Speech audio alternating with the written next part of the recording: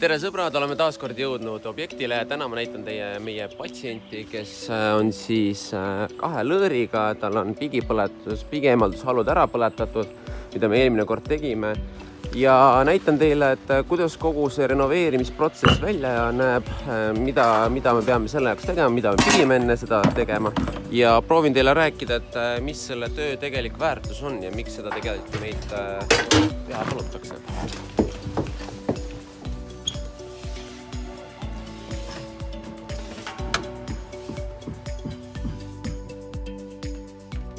Siin on siis näha, kuidas korsten näeb seest poolt välja, et esimene lõõr on see, mis on vähe problemaatilisem, ehk siis siin on näha, et ilusti pigi voolamas. Ja siin on siis näha, et eelmine sel korral sai see kõik maha võetud. Siit on ilusti näha, kuidas pigi läigib.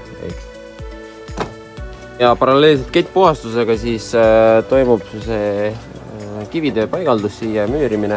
Et see auk saaks kaetud, et siis me saame siin kettpuhastusega teha, et paraku ilma selleta on juba keeruline seda korstent ekspluateerida. See tähendab seda, et need aja jooksul hakkavad siit vead kokku kukkuda ja nagu näha, siis siit lükkan ma noa läbi. Need vuugivahed on kõik täiesti põredad. Ära põlenud ja sodiks juba, ära kuiva.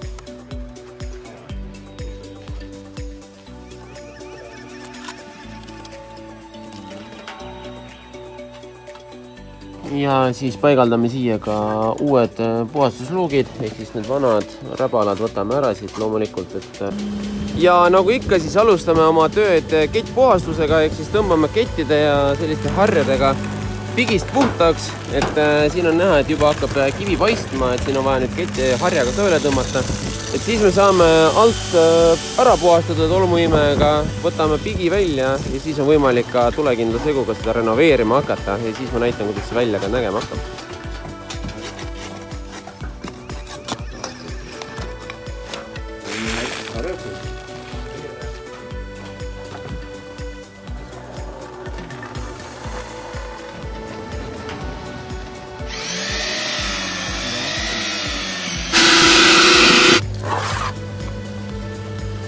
Kettpuhastus tehtud, kivid on laotud ja hakkame siis, või tähendab ei hakka, vaid juba renoveeritakse.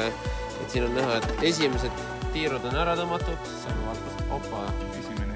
Näeb tegelikult viisaks välja, et nüüd tõmmatakse uuesti seguga üle ja siis ongi see nagu renoveeritud ja siis saab põhja tegema hakata.